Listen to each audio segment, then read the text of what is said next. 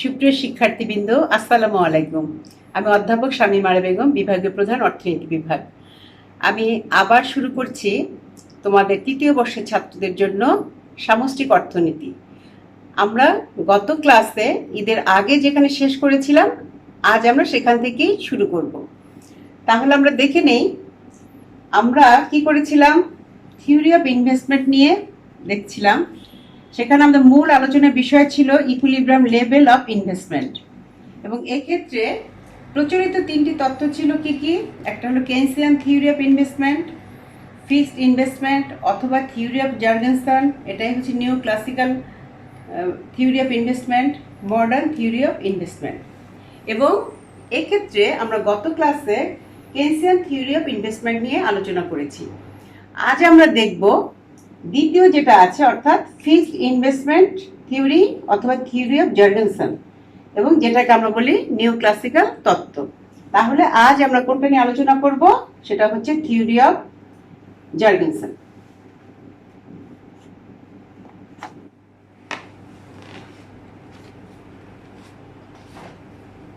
আমাদের মূল আলোচনার বিষয় হচ্ছে কিন্তু কাম্য বিনিয়োগ স্তর নির্ণয় করা। তাহলে আমরা কি দেখলাম, যে আমরা দেখেছিলাম প্রচলিত তিনটি তত্ত্ব আছে, তার মধ্যে আমরা কেনসিয়ান থিওরিটা দেখেছি। আজ আমরা দেখছি নিউ ক্লাসিক্যাল থিওরি, যেটাকে আমরা কি বলছি আবার, ফিক্সড ইনভেস্টমেন্ট থিওরি এবং জার্গেনসন থিওরি। প্রথম কথা হচ্ছে, এই তত্ত্বটির মূল প্রবক্তা হচ্ছেন জার্গেনসন এবং রবার্টসন। এবং এখানে আরেকটি বিষয় হচ্ছে, নামটা হচ্ছে ফিক্সড ইনভেস্টমেন্ট থিওরিও বলা হয়। এটা মূল কারণ হচ্ছে, এখানে যে ইনভেস্টমেন্টের কথা বলা হয়েছে সেটা হচ্ছে স্থির বিনিয়োগ, এবং এখান থেকে নাম যেটা এসছে সেটা হচ্ছে ফিক্সড ইনভেস্টমেন্ট থিওরি। এখন জার্গেনসন এবং রবার্টসনের মতে যে কাম্য বিনিয়োগ স্তরটা কোথায় নির্ধারণ হয়, কাম্য বিনিয়োগ স্তর সেখানে নির্ধারণ হয়। একটি হচ্ছে মার্জিনাল প্রোডাক্টিভিটি অফ ক্যাপিটাল এবং আরেকটা হচ্ছে ইউজার কস্ট অফ ক্যাপিটাল। এই দুটি যেখানে সমন্বয় সাধন করে, অর্থাৎ যে ক্ষেত্রে দুটি এক হয়, সেখানেই কাম্য স্তর নির্ধারণ হয়। তাহলে আবার দেখছি জার্গেনসন কি বলছে, তাদের হচ্ছে কাম্য বিনিয়োগ স্তরটা কোথায় হবে, একটা হচ্ছে মার্জিনাল প্রোডাক্টিভিটি অফ ক্যাপিটাল আর একটা হচ্ছে ইউজার কস্ট অফ ক্যাপিটাল। অর্থাৎ এই দুটি ধারণা দিয়ে সে কাম্য বিনিয়োগ স্তরটিকে দেখিয়েছেন। এখন যদি আমরা বলি যে মার্জিনাল প্রোডাক্টিভিটি অফ ক্যাপিটালটা কি, এটা আমরা আগেও জেনেছি যে মার্জিনাল প্রোডাক্টিভিটি অফ ক্যাপিটালটা হচ্ছে কি, চেঞ্জিং কে, অর্থাৎ ক্যাপিটালের অতিরিক্ত এক একক ক্যাপিটাল বা মূলধন বিনিয়োগের ফলে উৎপাদনের যে পরিবর্তন হয়, সেটাই হচ্ছে মার্জিনাল প্রোডাক্টিভিটি অফ ক্যাপিটাল। তাহলে এটাকে আমরা কি বলছি, ক্যাপিটালের পরিবর্তনের ফলে আমার উৎপাদনের যে পরিবর্তন হয়, এই অনুপাতটাই হচ্ছে কি মার্জিনাল প্রোডাক্টিভিটি অফ ক্যাপিটাল। এবং আমরা এও জানি মার্জিনাল প্রোডাক্টিভিটি অফ ক্যাপিটাল এটা কি হচ্ছে, ক্রমহ্রাসমান। অর্থাৎ মূলধন নিয়োগের পরিমাণ যত বাড়ে, অর্থাৎ মূলধন বিনিয়োগ যত বাড়ে, তার প্রান্তিক উৎপাদন ক্ষমতা আস্তে আস্তে হ্রাস পায়। এটা হচ্ছে এই অংশটা। এবং মার্জিনাল প্রোডাক্টিভিটি অফ ক্যাপিটালটা হচ্ছে কি, আমরা মূলধন যে বিনিয়োগ করছি সেটা কিন্তু আয়ের দিক নির্দেশ করে। অর্থাৎ আমি অতিরিক্ত বিনিয়োগ করছি, তার কাছ থেকে অতিরিক্ত কিছু আমি পাচ্ছি, তাহলে এটা হচ্ছে কি আমার আয়ের দিক। আমার বলতে হচ্ছে বিনিয়োগকারীর আয়ের দিক। আর ব্যয়ের দিক হচ্ছে ইউজার কস্ট অফ ক্যাপিটাল। এটাকে কেন ব্যয়ের দিক বলা হচ্ছে, ব্যয়ের দিক বলা হচ্ছে এজন্যই, যখন একটি দ্রব্য বিনিয়োগ করা হয়, অর্থাৎ যখন কোনো বিনিয়োগ বৃদ্ধি করা হয়, সেখানে ওই বিনিয়োগ ব্যয়ের বা ওই বস্তুর বা ওই বিষয়ের যে যোগান দাম আছে বা যোগান ব্যয় আছে, তার সাথেও কিন্তু আরো কিছু ব্যয় থাকে। একটি হচ্ছে রেট অফ ইন্টারেস্ট আছে, ডেপ্রিসিয়েশন কস্ট আছে, ইনফ্লেশন, তারপরে আছে ইনভেস্টমেন্ট ট্যাক্স আছে, প্রফিট ট্যাক্স, অনেক কিছু জড়িত থাকে। তাহলে সবগুলি মিলে যেটা হচ্ছে, অর্থাৎ আমি যদি কোনো বিনিয়োগ করি তার কিছু খরচ আছে, এই খরচটাকে আমরা কি বলছি, ইউজার কস্ট অফ ক্যাপিটাল। সেটা হচ্ছে ইউজার কস্ট অফ ক্যাপিটাল, অথবা আমরা সেটাকে বলি আরেকটা জিনিস, রেন্টাল কস্ট। তাহলে এই দুইটার দিক বিবেচনা করেই কিন্তু কি করেছেন, এই তত্ত্বটি প্রদান করা হয়েছে। এখন তত্ত্বটির মূল বক্তব্যটা কি, তত্ত্বের মূল বক্তব্যটা হচ্ছে যে ক্ষেত্রে তাহলে একটা আমরা পেলাম মার্জিনাল প্রোডাক্টিভিটি অফ ক্যাপিটাল, আরেক জায়গায় পেলাম ইউজার কস্ট অফ ক্যাপিটাল। তা যে ক্ষেত্রে মার্জিনাল প্রোডাক্টিভিটি অফ ক্যাপিটাল, এটাকে আমরা বলছি আয়ের দিক, আর ব্যয়ের দিক বলছি ইউজার কস্ট অফ ক্যাপিটাল, তাহলে এটা যদি হয় তাহলে কি করবে? বিনিয়োগ বৃদ্ধি পাবে। কারণ আমরা এখানে দেখলাম আয় বেশি ব্যয় কম। আবার যদি এরকম হয় marginal productivity of capital is equal to হয় ইউজার কস্ট অফ ক্যাপিটাল, তাহলে সেখানে কি হবে? বিনিয়োগ স্তর নির্ধারণ হবে, অর্থাৎ কাম্য বিনিয়োগ স্তর নির্ধারণ হবে। আর যদি এরকম হয় marginal productivity of capital less than user cost of capital, তাহলে কি হবে? বিনিয়োগ কি হবে? হ্রাস পাবে। এর মূল কারণ হচ্ছে যখন একজন বিনিয়োগকারী মূলধন বিনিয়োগ করবে তখন সে তার মূল উদ্দেশ্য কিন্তু থাকে মুনাফার সর্বোচ্চকরণ, এবং আমরা জানি মুনাফা তখনই সর্বোচ্চ হয় যখন আয় ব্যয়ের পার্থক্যটা সবচাইতে বেশি হয়।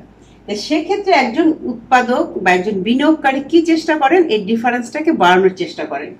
তাহলে খরচ যখন বেশি, খরচ যখন কম, আবার আয় যখন বেশি, তখন বিনিয়োগকারী বিনিয়োগের পরিমাণটা আস্তে আস্তে বৃদ্ধি করেন। আবার যখন খরচ বেশি বিনিয়োগ কম, আয় কম, তখন সে কি করে? তার লোকসানটাকে কমিয়ে আনার জন্য বিনিয়োগটাকে আস্তে আস্তে কমিয়ে দেয়। এবং এভাবে বিভিন্ন উত্থান পতনের মাধ্যমে যখন দুটা সমন্বয় হয়, অর্থাৎ যে ক্ষেত্রে মার্জিনাল প্রোডাক্টিভিটি অফ ক্যাপিটাল এবং ইউজার কস্ট অফ ক্যাপিটাল সমান হয়, সেখানে সে কি করে? ভারসাম্য লাভ করে। তাহলে এখানে আমরা তিনটা সিচুয়েশন দেখলাম। একটা হচ্ছে ইউজার কস্ট হচ্ছে কম, মার্জিনাল প্রোডাক্টিভিটি অফ ক্যাপিটাল বেশি, সেক্ষেত্রে বিনিয়োগ কি হবে? বৃদ্ধি পাবে, কারণ বিনিয়োগকারী মুনাফার লাভের পরিমাণ বা মুনাফার আসার পরিমাণটা বৃদ্ধি পায়।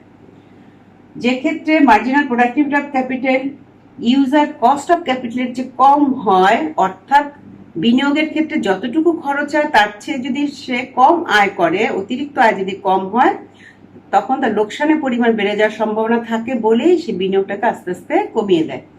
এভাবে একটি জায়গায় এসে যখন এটা সমান হয় তখনই কিন্তু তার কাম্য স্তরটা নির্ধারণ হয়, অর্থাৎ সেটাই হচ্ছে বিনিয়োগের কাম্য স্তর।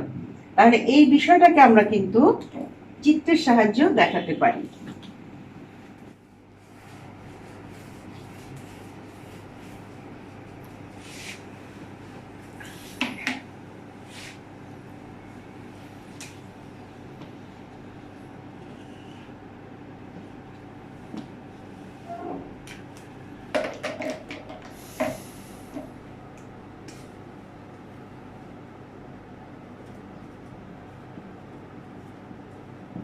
ভূমি অক্ষে হচ্ছে বিনিয়োগের পরিমাণ, আমরা লম্ব অক্ষে দেখাবো মার্জিনাল প্রোডাক্টিভিটি অফ ক্যাপিটাল এবং ইউসি।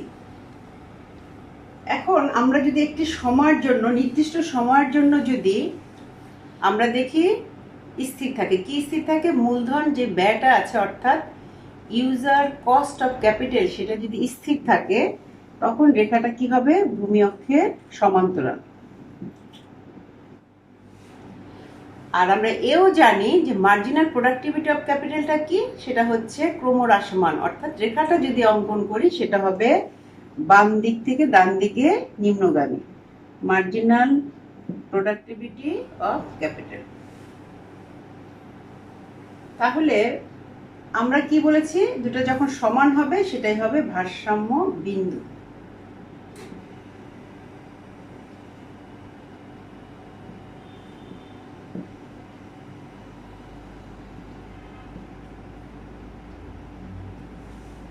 আমরা তাহলে এক্ষেত্রে তিনটা সিচুয়েশন দেখি।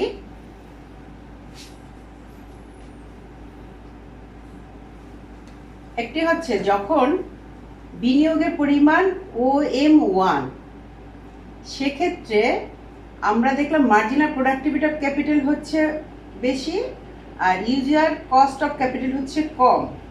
তাহলে এক্ষেত্রে কি দাঁড়াচ্ছে? এই বিন্দুতে হচ্ছে marginal productivity of capital greater than user cost of capital. তাহলে উৎপাদক যেহেতু তার আয়ের পরিমাণ বেশি, অর্থাৎ মুনাফা বৃদ্ধি করার জন্য সে কি করবে, বিনিয়োগের পরিমাণটাকে বাড়িয়ে দেবে, অর্থাৎ সে মূলধন নিয়োগটাকে সে বাড়িয়ে দিল। আবার যদি এরকম হয় তার নিয়োগের পরিমাণ হচ্ছে OM2, সেক্ষেত্রে দেখা যাচ্ছে মার্জিনাল প্রোডাক্টিভিটি অফ ক্যাপিটাল এতটুকু আর ইউজার কস্ট অফ ক্যাপিটাল হচ্ছে এতটুকু। তাহলে এক্ষেত্রে কি দাঁড়াচ্ছে, marginal productivity of capital less than user cost of capital এই সিচুয়েশনে। তাহলে এক্ষেত্রে তার কি হচ্ছে, এক্ষেত্রে তার লোকসানের সম্ভাবনা দেখা দিচ্ছে। এজন্য সে কি করবে, বিনিয়োগের পরিমাণটাকে কমিয়ে দিবে। এবং যখন বিনিয়োগের পরিমাণ OM0, সেক্ষেত্রে দেখা যাচ্ছে মার্জিনাল প্রোডাক্টিভিটি অফ ক্যাপিটাল এবং ইউজার কস্ট অফ ক্যাপিটাল দুটাই হচ্ছে সমান, সেটা হচ্ছে E0 বিন্দু। তাহলে এটাই হচ্ছে ভারসাম্য বিন্দু, অর্থাৎ এটাই হচ্ছে কাম্য বিনিয়োগ স্তর। তাহলে আমরা এখান থেকে কি দেখলাম, এটা খুবই সহজ একটা, সেটা হচ্ছে যে ক্ষেত্রে কাম্য বিনিয়োগ স্তরটা কোথায় হবে, যে ক্ষেত্রে মার্জিনাল প্রোডাক্টিভিটি অফ ক্যাপিটাল এবং ইউজার কস্ট অফ ক্যাপিটাল সমান হবে, সেক্ষেত্রেই হবে কাম্য বিনিয়োগ স্তর। এখন প্রশ্ন হচ্ছে, এই যে আমরা ভারসাম্য স্তর পেলাম, আমরা সেই কেনসেন থিওরির মতো যদি বলি, যেটা কি সবসময় কি স্থির থাকবে নাকি পরিবর্তন হবে? আসলে ভারসাম্য এটা পরিবর্তন হতে পারে। ঠিক আগের মতোই যদি আমরা দেখি যে ভারসাম্য কি কারণে পরিবর্তন হতে পারে।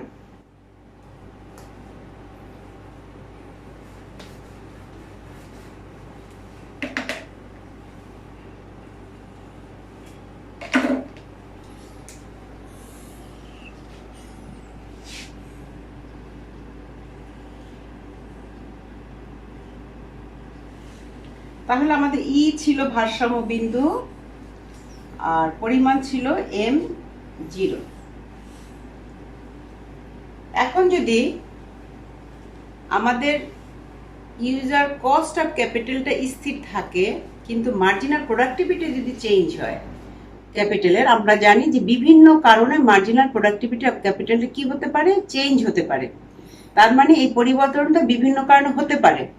যদি আর্থ সামাজিক অবকাঠামোর উন্নয়ন হয় বা শ্রমিকের দক্ষতা বৃদ্ধি পায় অথবা কর্ম পরিবেশ যদি ভালো হয়, সেক্ষেত্রে দেখা যায় মার্জিনাল প্রোডাক্টিভিটি অফ ক্যাপিটালটা কি হয়, বৃদ্ধি পায়।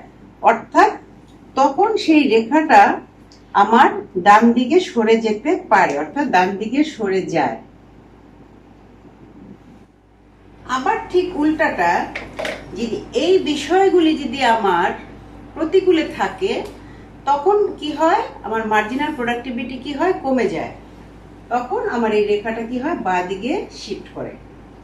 তাহলে দেখা যায় যে এই ক্ষেত্রে আমার এটা যেমন পরিবর্তন হতে পারে, অর্থাৎ পরিবর্তন হতে পারে, সেই পরিবর্তন হতে পারে অনুকূল অথবা প্রতিকূল।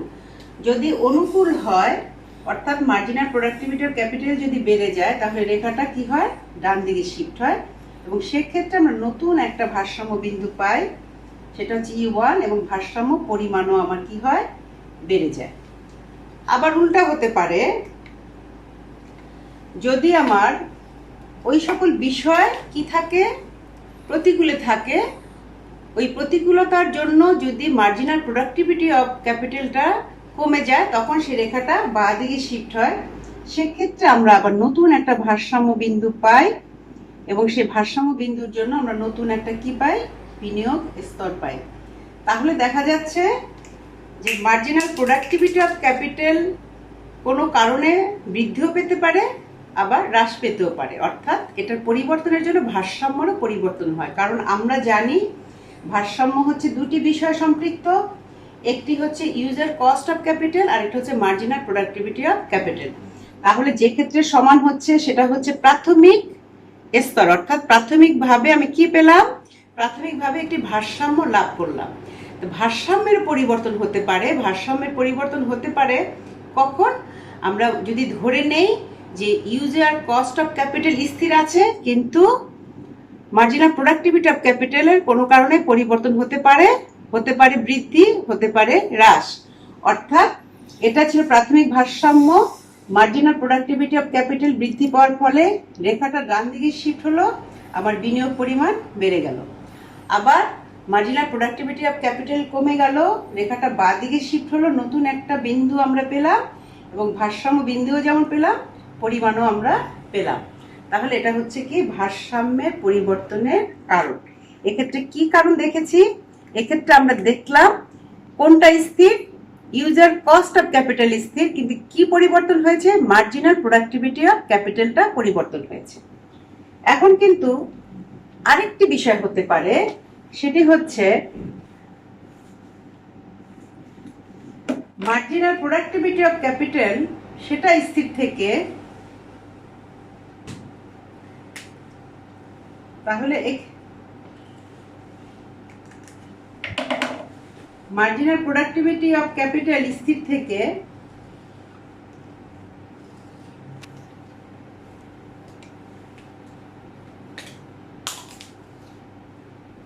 আমরা প্রাথমিক একটা ভারসাম্য নেই।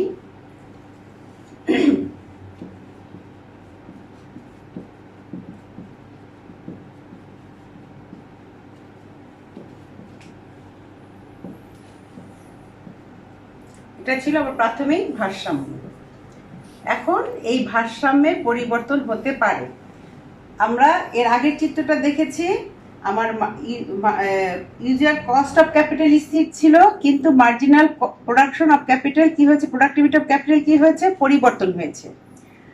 আর এমনও হতে পারে যে মার্জিনাল প্রোডাক্টিভিটি অফ ক্যাপিটাল স্থির, কিন্তু আমার ইউজার কস্ট অফ ক্যাপিটালের পরিবর্তন হতে পারে। কারণ আমরা জানি ইউজার কস্ট অফ ক্যাপিটাল কতগুলি বিষয়ের উপর নির্ভরশীল। অন্যতম একটি হচ্ছে কি সুদের হার। সুদের হার যদি বাড়ে তাহলে কস্টটা বেড়ে যায়। হতে পারে ইনফ্লেশন যদি হয়, ডেপ্রিসিয়েশন কস্ট যদি বৃদ্ধি পায়, ডেপ্রিসিয়েশন কস্ট যদি বৃদ্ধি পায় আমার এই খরচটা বেড়ে যায়।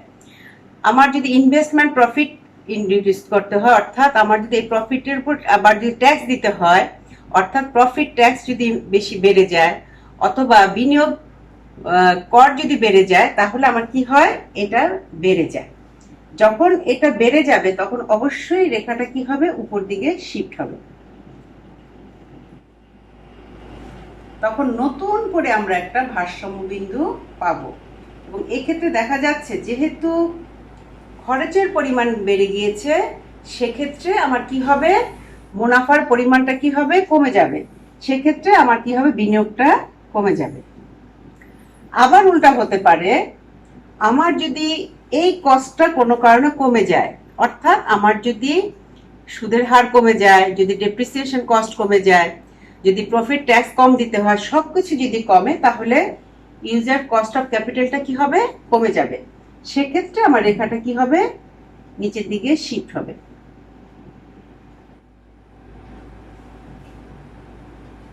সেক্ষেত্রে আমরা নতুন একটা ভারসাম্য বিন্দু পাবো, সেটা হচ্ছে E2, এবং বিনিয়োগের পরিমাণ কি হবে, বেড়ে যাবে। তাহলে আমরা তিনটা সিচুয়েশন দেখলাম। তাহলে প্রথমটা হচ্ছে কি, কাম্য বিনিয়োগ স্তরটা কোথায় নির্ধারণ হয়। দ্বিতীয় আমরা দেখেছি কাম্য বিনিয়োগ স্তরের পরিবর্তন হতে পারে কিনা, এবং এক্ষেত্রে আমরা দেখলাম পরিবর্তন হতে পারে। একটি হচ্ছে কি, যে মার্জিনাল প্রোডাক্টিভিটি ক্যাপিটাল স্থির থেকে ইউজার কস্ট অফ ক্যাপিটালের পরিবর্তন, অথবা হতে পারে ইউজার কস্ট অফ ক্যাপিটাল স্থির থেকে মার্জিনাল প্রোডাক্টিভিটি অফ ক্যাপিটালের পরিবর্তন। তবে এক্ষেত্রে একটি গুরুত্বপূর্ণ বিষয় হচ্ছে, এই যে আমরা চিত্রগুলো অঙ্কন করলাম, প্রতিটা ক্ষেত্রে আমরা কি দেখলাম, যে ভারসাম্যের শর্ত আমরা কি বলেছি, ভারসাম্যের শর্ত আমরা বলেছি marginal productivity of capital is equal to হচ্ছে ইউজার কস্ট অফ ক্যাপিটাল। কিন্তু শুধু এটা হলে যে ভারসাম্য হবে এমন কোনো কথা নেই। এটার সাথে আমার আরেকটি বিষয় জড়িত, সেটি হচ্ছে কি, মার্জিনাল প্রোডাক্টিভিটি অফ ক্যাপিটাল কি হতে হবে, ক্রমহ্রাসমান। তাহলে এটা কিন্তু আমরা জানি যে ক্রমহ্রাসমান যদি না হয়, তাহলে আমি একটু দেখি খুব সংক্ষেপে, আমি প্রতিটা ক্ষেত্রে লিখলাম না, এটা হচ্ছে আমার ভারসাম্য। এখন যদি এটা ক্রমহ্রাসমান, আমরা মার্জিনাল প্রোডাক্টিভিটি অফ ক্যাপিটালটা আমরা কি দেখিয়েছি, ক্রমহ্রাসমান। এখন এটা যদি ক্রমহ্রাসমান না হয়ে ক্রমবর্ধমান হতো তাহলে কি দাঁড়াতো? আচ্ছা, এক্ষেত্রে যদি আমি দেখি যে ভারসাম্যের বিন্দুর আগে কি মার্জিনাল প্রোডাক্টিভিটি বেশি, মার্জিনাল প্রোডাক্টিভিটি বেশি, ইউজার কস্ট কম, সেক্ষেত্রে বিনিয়োগকারী কি করে? উৎসাহী হয়, মুনাফার পরিমাণ বৃদ্ধি হবে ভেবে সে বিনিয়োগের পরিমাণ বৃদ্ধি করে। আর যদি এই সিচুয়েশন হয় যে marginal productivity of capital com, user cost of ক্যাপিটালটা বেশি, অর্থাৎ তার বিনিয়োগের ক্ষেত্রে খরচ বেশি, আয় কম, সেক্ষেত্রে তার খরচ কি হয়? লোকসান হয়। লোকসান হয় বলে সে বিনিয়োগের পরিমাণটাকে কমিয়ে দেয় এবং শেষ পর্যন্ত যে ক্ষেত্রে দুটি সমান সেখানেই ভারসাম্য লাভ করে। কিন্তু এরকম যদি হয় যে এটা তো আমরা কি রেখা এঁকেছি, এটা হচ্ছে ক্রমহ্রাসমান, কিন্তু মার্জিনাল প্রোডাক্টিভিটি অফ ক্যাপিটাল রেখাটা যদি ক্রমবর্ধমান হয় তাহলে রেখাটা কি হবে? এই ধরনের হবে, অর্থাৎ বাম থেকে ডান দিকে ঊর্ধ্বমুখী হবে। এবং সেটাই যদি হয় তাহলে সেক্ষেত্রে কি দেখা যাবে? সেক্ষেত্রে দেখা যাচ্ছে যে এই বিন্দুর আগে, অর্থাৎ এই ক্ষেত্রে কি, এক্ষেত্রে হচ্ছে marginal productivity of capital com, user cost of ক্যাপিটালটা বেশি, অর্থাৎ লোকসানের পরিমাণ বেশি, অর্থাৎ লোকসান হচ্ছে, মুনাফা তো পাচ্ছেই না, বরং কি হচ্ছে? সে ক্ষতিগ্রস্ত হচ্ছে। তখন সে বিনিয়োগের পরিমাণটা কি করবে? আরো কমিয়ে দিবে, অর্থাৎ বিনিয়োগটা আস্তে আস্তে কমতে থাকবে। আবার যদি এরকম সিচুয়েশন হয় যে এক্ষেত্রে যদি আমি দেখি যে এই বিন্দুতে কি হচ্ছে? ইউজার কস্ট অফ ক্যাপিটালটা কম, মার্জিনাল প্রোডাক্টিভিটি অফ ক্যাপিটালটা বেশি, অর্থাৎ তার মুনাফার পরিমাণ বেশি। মুনাফার পরিমাণ যেহেতু বেশি, সে আরো আগ্রহী হবে অধিক বিনিয়োগের জন্য, অর্থাৎ সেটা আরো বৃদ্ধি পেতে শুরু করবে। তো এভাবে দেখা যাবে যে আমরা আসলে কোথাও ভারসাম্য বিন্দু পাবো না, কারণ এদিক থেকে আসলে তার কমতে থাকবে, এদিকে চলে গেলে বৃদ্ধি পাবে, অর্থাৎ বৃদ্ধি পেতে পেতে পেতে সে কিন্তু কোথাও আর স্থির হতে পারছে না। আবার ঠিক একইভাবে কমে যেতে যেতে সে স্থির হতে পারছে না।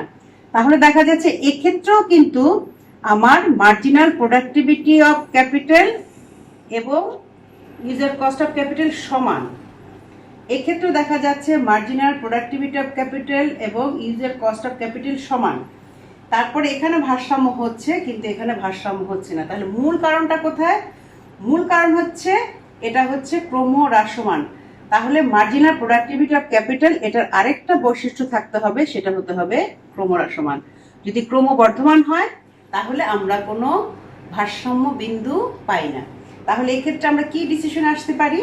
সেটা হচ্ছে আমরা যদি প্রথম থেকে বলি, এটা কি থিওরি ছিল? এটা ছিল জর্গেনসন এবং রবার্টসন কর্তৃক প্রদত্ত ফিক্সড ইনভেস্টমেন্ট থিওরি অথবা নিও ক্লাসিক্যাল থিওরি। এই থিওরির মূল বক্তব্য কি? তাদের বক্তব্য হচ্ছে যে দুটি বিষয়ের উপরে কাম্য বিনিয়োগ স্তর নির্ভরশীল। একটি হচ্ছে মার্জিনাল প্রোডাক্টিভিটি অফ ক্যাপিটাল, আরেকটি হচ্ছে user cost of capital. Marginal productivity of ক্যাপিটালটাকে আমরা বলছি আয়ের দিক, আর ইউজার কস্ট অফ ক্যাপিটালটাকে আমরা বলছি ব্যয়ের দিক। তাহলে দুটি যখন সমান হবে তখন সেখানে কাম্য বিনিয়োগ স্তর নির্ধারণ হবে। কিন্তু সাথে সাথে আরেকটি কথা মনে রাখতে হবে, শুধুমাত্র সমান হলেই হবে না, তাহলে একটি হচ্ছে পর্যাপ্ত শর্ত আর একটা হচ্ছে প্রয়োজনীয় শর্ত, অর্থাৎ দুটি শুধু সমান হলেই হবে না, সাথে সাথে আরেকটি প্রয়োজন হবে বৈশিষ্ট্যের, সেটা হচ্ছে মার্জিনাল প্রোডাক্টিভিটি অফ ক্যাপিটাল এটা হতে হবে ক্রমহ্রাসমান। এখন এই দুটি বৈশিষ্ট্য নিয়ে আমরা কি পাই? প্রাথমে একটি ভারসাম্য বিন্দু পাই এবং ভারসাম্য বা কাম্য বিনিয়োগ স্তর আমরা নির্ধারণ করতে পারি। এবং কাম্য বিনিয়োগ স্তর নির্ধারণের পরে দ্বিতীয় প্রসঙ্গটা কি আসলো? যে এই ভারসাম্য সবসময় স্থায়ী হবে কিনা বা এটার কোনো পরিবর্তন হবে কিনা। আসলে ভারসাম্যের পরিবর্তন হতে পারে। কি কারণে পরিবর্তন হতে পারে? একটি হচ্ছে যে আমার যদি ইউজার কস্ট অফ ক্যাপিটাল স্থির থাকে, কিন্তু কোনো কারণে যদি আমার মার্জিনাল প্রোডাক্টিভিটি অফ ক্যাপিটাল পরিবর্তন হয়, পরিবর্তন মানেই হচ্ছে হতে পারে বৃদ্ধি, হতে পারে কম।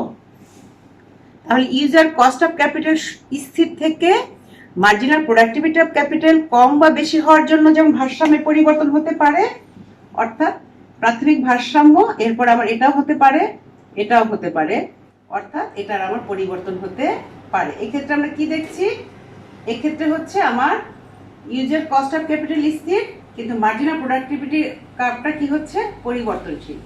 আবার এরকম হতে পারে যে মার্জিনাল প্রোডাক্টিভিটি অফ ক্যাপিটাল কার্ভটা হচ্ছে আমার স্থির, আর ইউজার কস্ট অফ ক্যাপিটালটা এটা হচ্ছে আমার পরিবর্তনশীল। এটার জন্য কিন্তু আমার ভারসাম্যের পরিবর্তন হতে পারে। তাহলে আমরা আজকে কি দেখলাম, খুব সহজ একটি বিষয়, সেটা হচ্ছে আমরা আবারও যদি বলি যে আমাদের ইকুইলিব্রিয়াম লেভেল অফ ইনভেস্টমেন্ট, আমাদের এই অধ্যায়টা ছিল কিন্তু থিওরি অফ ইনভেস্টমেন্ট। এখন এখানে আমাদের মূল টার্গেট ছিল যে আমরা ইকুইলিব্রিয়াম লেভেল অফ ইনভেস্টমেন্টটা বের করব। সেক্ষেত্রে আমরা দেখেছি তিনটি প্রচলিত পদ্ধতি আছে, অর্থাৎ কোন স্তরটাকে আমরা কাম্য স্তর বলবো সেটা নির্ধারণের ক্ষেত্রে তিনটি তত্ত্ব আছে। একটা হচ্ছে নিউ ক্লাসিক্যাল তত্ত্ব, আরেকটি হচ্ছে জর্ডানসন মডেল বা তত্ত্ব, আরেকটি হচ্ছে আধুনিক তত্ত্ব। তাহলে আমরা গত ক্লাসে কেইসিয়ান তত্ত্বটা দেখিয়েছি, আজকে দেখলাম নিউ ক্লাসিক্যাল তত্ত্বটি, এবং আগামী ক্লাসে আমরা দেখব মডার্ন থিওরিটি। তাহলে আমাদের থিওরি অফ ইনভেস্টমেন্টটা মানে কাম্য বিনিয়োগ স্তরটাকে আমরা আগামী ক্লাসে শেষ করার চেষ্টা করব। আশা করি তোমরা বুঝতে পেরেছো, তোমরা ভালো আছো। ঈদ মোবারক দেওয়া উচিত ছিল প্রথমেই, সেটা আমি দেইনি। আশা করি তোমরা সুন্দরভাবে ঈদ করেছো, সবাই ভালো ছিলে, সুস্থ ছিলে, এবং আগামীতেও তোমরা ভালো থাকবে, সুন্দর থাকবে, সুস্থ থাকবে। সবাইকে আবারও ধন্যবাদ জানিয়ে আজকের মতো শেষ করছি। ধন্যবাদ সবাই।